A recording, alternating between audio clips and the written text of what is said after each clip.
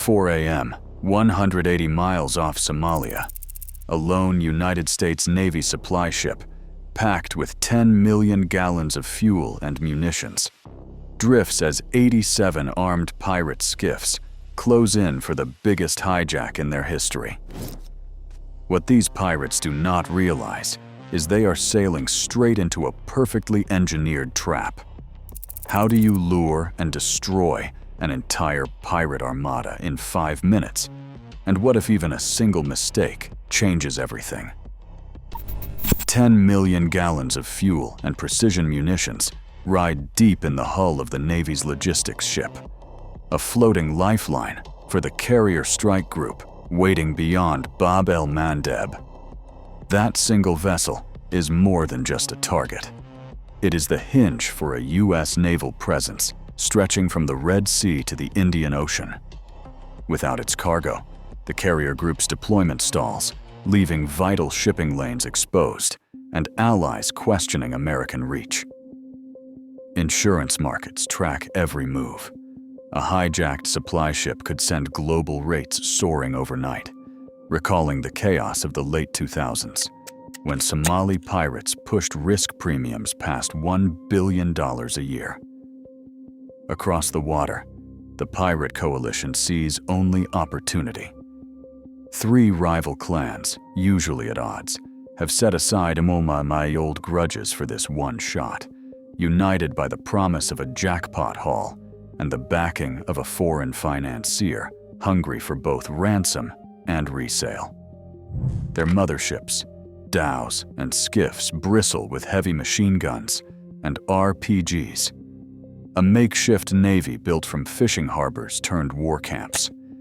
Each fighter dreams of a share, ransom from the world's most lucrative prize, fuel sold on the black market, and the prestige of breaking a U.S. convoy.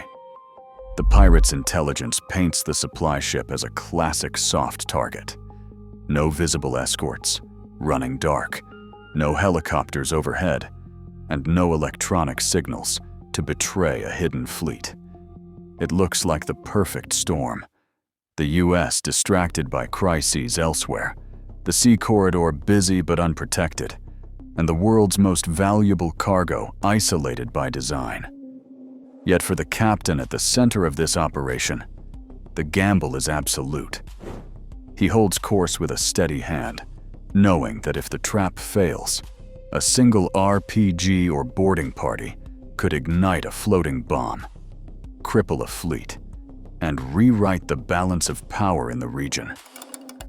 Every decision, every silent calculation on his bridge weighs the risk of annihilation against the chance to erase the pirate fleet in one blow.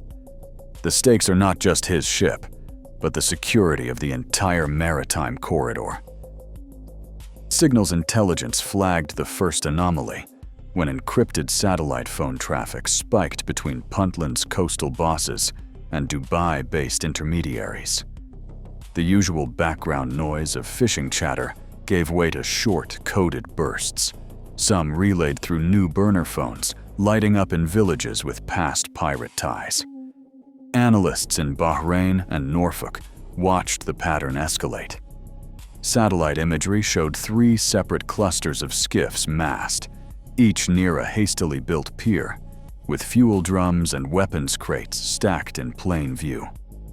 Overhead, a PADT Poseidon mapped the scene in near real time, confirming dozens of hulls gathering at once, far beyond any fishing norm. Human sources on shore reported a sudden surge in fuel and cot deliveries, and young men pressed into service with promises of a payday. A dhow previously flagged for boarding ladders and extra engines was spotted moving out of harbor with a halo of skiffs in tow. Each new sensor feed, SAR satellite, coastal radar, and drone video tightened the picture. By the time the motherships cut their AIS and loitered offshore, the coalition's maritime domain awareness system fused every track into a single persistent threat display. The intelligence chain moved rapidly. The task force planners built a case file with pattern of life anomalies, confirmed weapons loading, encrypted orders, and the absence of any legitimate fishing activity. In Washington, legal advisors and Navy JAG reviewed the rules of engagement. The operation would require 3 conditions. Every pirate boat must cross into a designated box. Armed intent must be visually and electronically confirmed, and no civilian craft could be present. Only then could the trap be sprung. Operation Silent Net received its code name as the last legal review closed.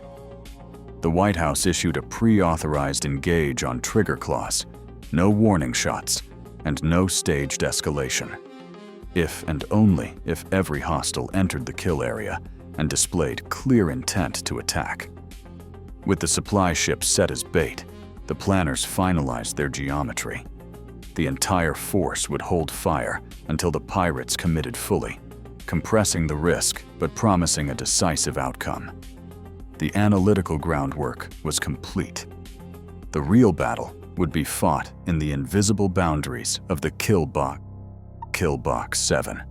Alpha stretches 40 nautical miles long and 20 nautical miles wide, a rectangle mapped precisely along the pirates' most likely approach lanes. Its boundaries are invisible on the water, but absolute in the operations center. The bait ship holds steady at the center, the apparent prize. To the north, an Arleigh Burke-class destroyer sits 25 miles off the starboard bow, its main gun and missile tubes aligned for mid-range surface threats. To the south, a second destroyer takes up station 30 miles out, tasked with intercepting anything that breaks through the outer ring. Beneath the surface, a Virginia-class submarine rides silent 15 miles southeast of the box's heart, ready to track or interdict any larger mothership that tries to slip away. Above, a P-8 Poseidon and an MQ-9 Reaper sweep the box from medium and high altitude. Their sensors fuse every boat's position, heading, and radio burst into a shared tactical picture. The air and surface platforms divide the box into firing sectors, overlapping arcs that leave no lane uncovered. The outer ring, from 15 to 30 nautical miles, falls under the destroyer's 5-inch guns and, if needed, anti-ship missiles set for surface mode. The mid-ring, 3 to 15 miles, is mapped out for precision gunfire and sea-ram missiles, each fire basket pre-plotted to catch clusters of skiffs as they close. Inside 3 miles, the supply ship's own defenses, phalanx CIWS, 50 caliber mounts, and short-range missiles stand ready to meet anything that slips through. Every weapon, every sensor, every firing arc is assigned and rehearsed.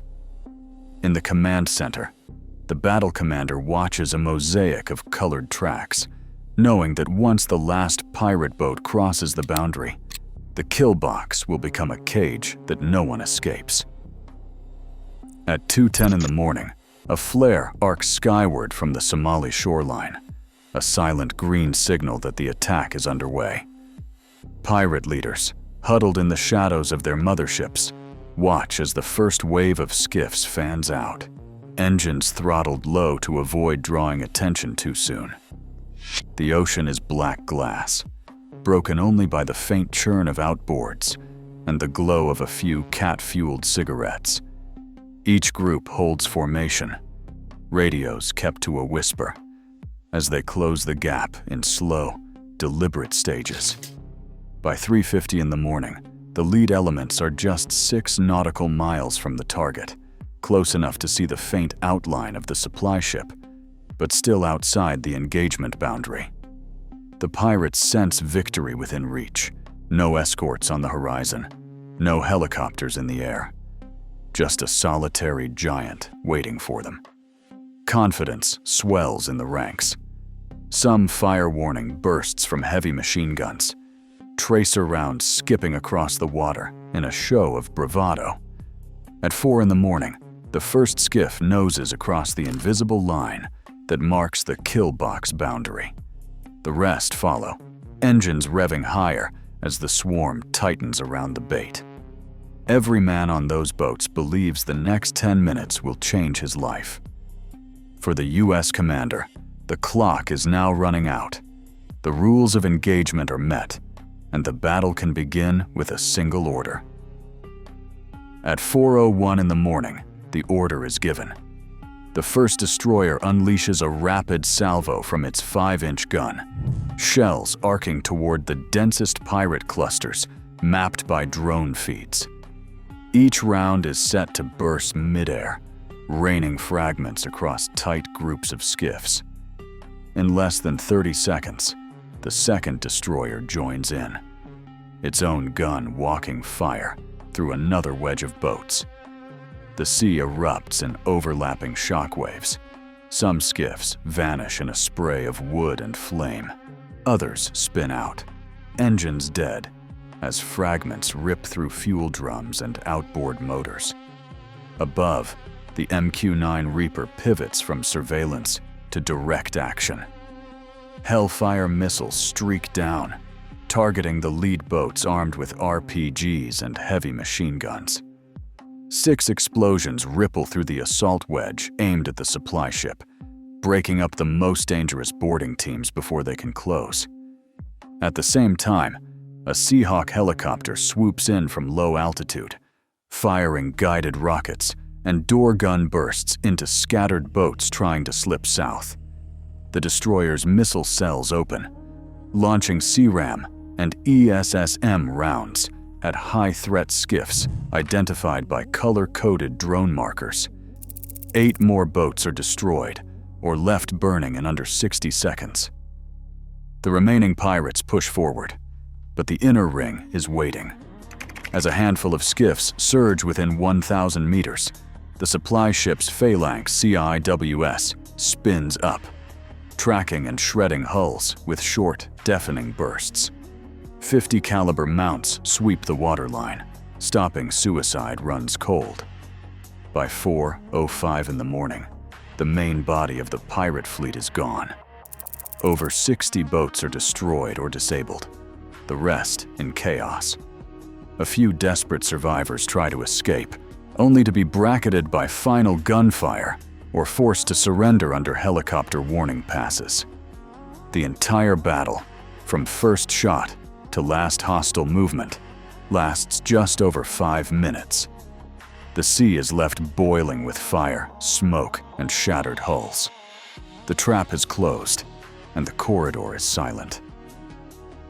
Today, piracy hotspots shift, and new threats emerge. But no maritime corridor is truly empty. Every major fleet now relies on rapid intelligence and joint killbox tactics to secure global trade. Because in modern waters, a single lapse can still cost billions of dollars. The ocean remembers every risk. Share your thoughts below.